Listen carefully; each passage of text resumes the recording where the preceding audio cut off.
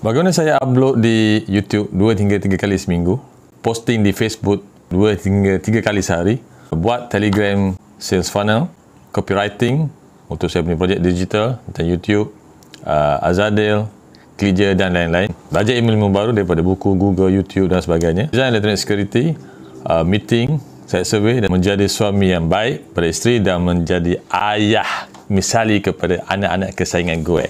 Adakah cukup waktu saya untuk menguruskan semua ni dalam masa 24 jam sehari?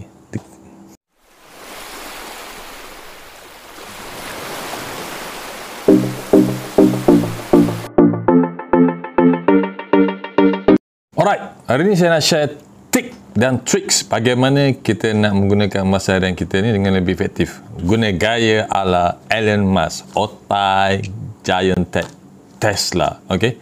Kalau kita tengok Elon Musk ni, dia macam-macam dia buat. Dulu mula-mula saya tengok dia buat PayPal berjaya, lepas tu dia buat Tesla sangat berjaya, lepas tu dia buat lagi spaceship, SpaceX, dia buat Boring Company dan banyak lagi. Yang besar-besar macam Tesla ni memang kita dah confirm dia sangat berjaya buat kereta elektrik. Okay? Dan dia boleh mengatasi Toyota yang dah memang legend dalam buat kereta ni. Hatta kereta elektrik Toyota pun tak boleh nak lawan kereta Tesla ni. Kenapa? Kerana Elon Musk ni dia memang bijak lah, dia memang genius. Dan kalau kita study pasal Elon Musk ni, dia ni seorang pembaca buku yang tegar, banyak buku dia baca, dan sebab itulah dia dapat buat benda-benda yang kita tak boleh nak fikir. Macam mana? So hari ni kita nak belajar macam mana Elon Musk menguruskan masa dia, teknik-teknik yang digunakan supaya kita pun boleh berjaya macam Elon Musk. Mungkin kita tak boleh berjaya 100% macam Elon Musk, tapi sekurang-kurangnya seharian kita ni lebih efektif dan produktif bila kita buat kerja. So tak ada ruginya kalau kita belajar sesuatu daripada Elon Musk. Mungkin kita tak boleh belajar semua, tapi kita ambil yang penting-penting, itipati bagaimana Elon Musk menguruskan masa dia menggunakan teknik-teknik yang boleh menghasilkan impact dan result yang lebih besar, lebih baik, okay? Dalam masa yang singkat. Okay? Itu kita nak belajar. Alright. Yang pertama adalah mental preparation. Korang mesti fikir, mesti ada masa ke nak buat semua ni? Banyak benda nak buat ni. Macam saya dah cakap di awal video yang setiap minit saya buat tu. Saya pun mula-mula berfikiran sama. Ada masa ke saya ni ada anak-anak ramai, family nak urus? Ada masa ke nak study benda-benda baru ni, nak buat benda-benda macam ni? Tapi kalau kita fikir betul-betul, sebenarnya kita boleh make the time untuk apa yang kita prioritikan dalam kerja seharian kita. Okay, apa yang penting kita ada masa. Tapi kalau korang berani kata tak ada masa juga, bermakna mental korang salah. Bila kita set benda tu priority, insyaAllah benda tu kita boleh buat dalam masa 1 hari. Okey, seterusnya adalah Pareto Law, di mana 80% result yang kita buat adalah hasil daripada 20% input yang kita hasilkan. Ia juga dikenali sebagai 80-20% principles. So jadi saya punya aktiviti harian ni, saya lebih fokus pada 20% usaha ni yang untuk menghasilkan 80% result. Okay? Memang dah terbukti, dan that's why kita pun kena guna ilmu ni dan tips ni. So saya punya trik adalah saya fokus kepada 20% usaha ni setiap hari supaya saya dapat menghasilkan suatu outcome ataupun result yang paling optimum sehingga 80%. So inilah di antara tips dan trik yang banyak otak-otak yang berjaya di luar sana guna, ya, dan kita perlu belajar supaya kita pun boleh berjaya yang menghasilkan outcome yang paling maksimum sehingga kalau boleh 80% satu hari. So kesimpulannya, kita kena fokus dan cari apa 20% kerja yang kita perlu buat yang boleh menghasilkan output dia sehingga 80%. Itulah tugas kita. Kalau tak, kita tak akan berjaya. So kena cari kerja-kerja yang penting yang 20% ni. Ini adalah Parkinson Law. Okay? Di mana semakin banyak masa kita peruntukkan dalam satu kerja kita, makin lama makin kurang produktiviti kita. Okay? Kurang berkualiti lah. So kalau kita jangan nak spend masa terlampau banyak dalam satu kerja. Sebab apa? Bila kita spend banyak masa, kita punya kerja tu tak berkualiti. Tetapi kalau time frame ataupun masa kita peruntukkan satu kerja tu pendek, dia akan menghasilkan suatu result yang produktif, lebih produktif berbanding dengan kerja yang kita buat dalam masa yang lama. Dan oleh sebab inilah saya buat planning, saya akan hasilkan 2 hingga 3 video seminggu. Itu adalah effort atau planning saya yang paling maksimum lah saya boleh buat dalam masa seminggu. Tapi kadang-kadang saya tak mampu juga sebab kita pun ada prioriti benda lain. Tapi selepas setahun saya buat benda ni saya berjaya menghasilkan 124 video. Bermakna kalau ikut average-nya memang saya boleh buat 2 hingga 3 video seminggu. So kesimpulannya, perlu dilaksanakan dengan usaha kita supaya kita buat kerja tu yang paling pendek, so untuk menghasilkan kerja yang paling produktif dan berkualiti. So, inilah di antara salah satu teknik ataupun tips yang banyak auto-auto kalau sana guna untuk menghasilkan kerja yang paling efektif dan produktif. Okey, seterusnya kalau kita buat to-do list, pastikan kita buat to-do list masa yang pendek ataupun masa yang ketat. Supaya apa? Macam kita dah belajar tadi, makin singkat time frame suatu kerja kita buat ataupun to-do list kita buat, kita akan menghasilkan kesan dia ataupun result dia yang paling produktif, paling maksimum. Kalau boleh sampai 80%. Okey, itu yang makin ketat ataupun pendek kerja yang kita buat, time frame kita gunakan untuk kerja, kita akan dapat menghasilkan suatu kerja yang lebih berkualiti dan produktif. Tips yang keempat adalah to-do list yang spesifik. Okey, contohlah kalau kita nak jogging hari ni, pukul berapa? Tak boleh. Dia kena tak boleh terlampau general. Kita kena spesifik. Kalau kita nak jogging hari ni, kita jogging pukul 8 pagi sampai pukul berapa? Pukul 9 ke? Pukul 10 ke? So kena ada to-do list yang spesifik. Kalau saya suka ada buku, saya tulis saya punya to-do list. Okey, lepas saya selesaikan to-do list tu, saya akan padam. Supaya ni nak latih otak kita, supaya kita buat kerja yang produktif banyak. 1, padam. 2, padam. 3, padam. Ini kita nak stretch otak kita supaya kita dapat gunakan menghasilkan kerja yang secara teratur. Tak ada tanda-tanda semua ni, kita tak ada effort tau. Macamlah kalau kita bersenam fizikal, nak pergi sebelum jogging tu kita buat stretching apa semua kan. So to-do list ni kita macam kita buat stretching untuk otak kita lah, untuk menghasilkan kerja yang produktif setiap hari.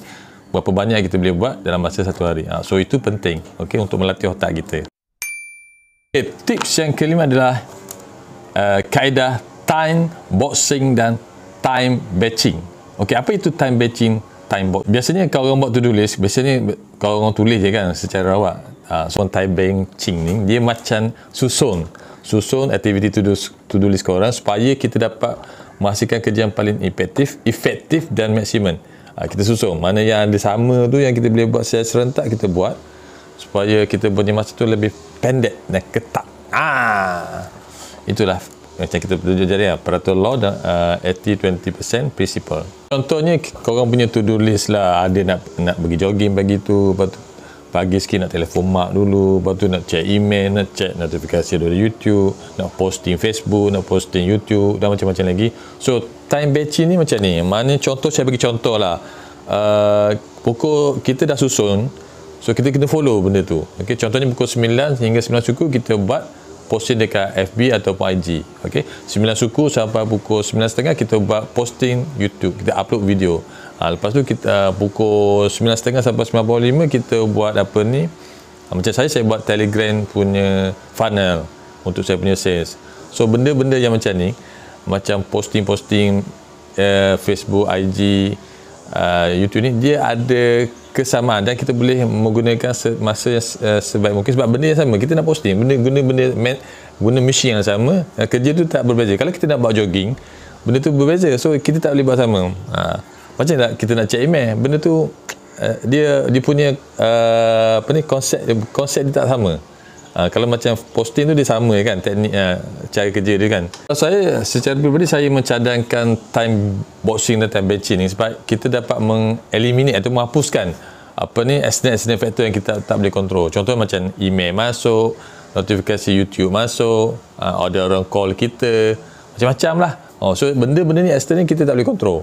So kita boleh buat time batching dan time boxing ni untuk menghapuskan atau eliminate terus benda-benda ni daripada mengganggu. Contohnya email masuk pukul 9, notifikasi masuk, tapi kita dah nak check email ni dengan notifikasi ni pada pukul 10 pagi. So masa pukul 9, pukul 9.30 ni kita dah buat setting untuk posting Facebook ke IG ke ataupun YouTube. So kita buat fokus, apa yang kita dah list kita buat dulu. Itu yang penting. Kena ikut apa yang kita dah rancang. Okey, kalau ada benda-benda external factor yang mengganggu, kita jangan hiraukan. Kita just fokus apa yang kita dah setting, kita daripada to-do list yang kita dah rawat tu, kita dah buat secara berturutan yang membantu kita menjimatkan masa. Kita just follow je. Okay. Salah satu teknik saya gunakan untuk orang tak mengganggu saya, external factor ni tak mengganggu saya, dan saya buat saya punya handphone dalam airplane mode. Okay. So apa-apa email ke apa notifikasi ke saya akan check pada pukul 10, sebab saya tahu pukul 9, contohnya pukul 9 tu saya buat kerja posting semua. So bila saya dah selesai kerja tu, barulah saya onkan balik saya punya handphone, saya buat kerja saya, check email, check YouTube notifikasi dan sebagainya. So kita kena ada peraturan dan disiplin buat kerja kita sehari-hari. Sebab tu untuk memastikan kerja yang paling optimum, result yang paling optimum, kalau boleh sampai 80% kita punya outcome. Tips yang kena adalah buat not to do list korang. Okay. Contohnya macam korang tak boleh main IG atau Facebook lebih daripada 1 jam. Okay. Contoh, korang tak boleh buka Facebook atau buka IG sebelum korang buat content. So before you consuming information daripada social media, you have to creating something like a contents, copywriting and apa-apalah. Untuk optimalkan tip-tip semua ni, korang kena start small. Okay? Buat apa-apa yang kecil dulu. Contohnya macam gosok baju, buat sarapan pagi, kemaskan bilik tidur dan macam-macam tu. Semuanya korang start dengan kerja-kerja yang produktif. Jangan start korang punya aktiviti harian dengan buka handphone, main chat, Facebook, IG, whatever. Korang dah langgar korang punya preset dan to-do list korang tu dah jadi dah spoil lah. So follow exactly apa yang korang dah buat to-do list tu dan sistematik dan kena disiplin. Kenapa start small ni penting? Sebab dia ni macam stretch kau punya orang punya otak lah untuk buat persediaan hari di awal hari, supaya nanti bila dah tengah hari sikit, petang sikit, korang nak buat kerja yang lebih berat. So itu penting untuk memastikan kerja yang produktif. Mesti sampai kat sini korang fikir apa benda lah boleh ke buat macam ni, planning punya rapi macam ni setiap hari. So ini dikatakan planning. So saya dah buat. So ya, ada kalanya jadi, ada kalanya tak jadi, sebab kita ikut prioriti kita lah. Tapi yang penting kita ada planning. So maknanya kita tak lagi jauh. So at least kita ada line kita punya guide kita. That's why kita perlu ada to do list dan plan. Benda ni nampak susah mula-mula je, tapi kalau korang dah biasa, benda ni akan jadi enjoy dan korang akan lebih sistematik lah. Nama pun planning. Saya tekankan kat sini, fokus pada 20% effort yang boleh menghasilkan result sampai 80%. Itu penting. Kena cari 20% effort yang sangat-sangat berkualiti. Tapi kadang-kadang kalau seharian kita ni ada benda yang urgent, ada lagi benda yang penting, so itu tak apalah kan. Sekali-sekala mestilah ada anak tak sihat ke, family mak ada urgent ke, so kita reset, buat balik. Macamlah kita kerja pun kita kena ambil cuti, MC dan sebagainya. Macam tu lah. Tapi dalam seminggu tu takkanlah setiap hari kita cuti. Mungkin ada 1 hari atau 2 hari. So yang lain-lain tu kita buat planning macam biasalah untuk dapatkan result yang optimum. Itu penting. Okey, saya ada buat lagi video berkenaan dengan benda-benda macam ni. Yang satu video khas saya buat adalah bagaimana berjaya dalam masa hanya bekerja 4 jam seminggu. Bawah ni ada, di bawah description ada dia punya link kalau nak belajar. Itu lebih detail. Dan saya juga ada buat Telegram berkenaan dengan isu-isu kreatif dan idea-idea yang macam ni untuk membantu meningkatkan kita punya produktiviti kerja kita sehari-hari dan berjaya secara kreatif. Kalau korang berminat, korang boleh join saya punya Telegram. Banyak saya share idea dan tips yang sangat bermanfaat. So kenapa saya buat konten-konten yang kreatif ni dalam Telegram ni? Sebenarnya saya nak membantu bukan diri saya saja, lagi ramai orang luar kat sana yang saya tahu dalam musim pandemik dan sekarang ni ramai orang yang memerlukan pertolongan, dan inilah salah satu cara saya nak tolong, bagi idea dan juga solution macam mana nak selesaikan dia punya problem. Saya lebih suka perkara-perkara yang kreatif sebab saya dah banyak buat dan memang proven dan boleh menjimatkan masa kita dan boleh kita punya result tu exponential.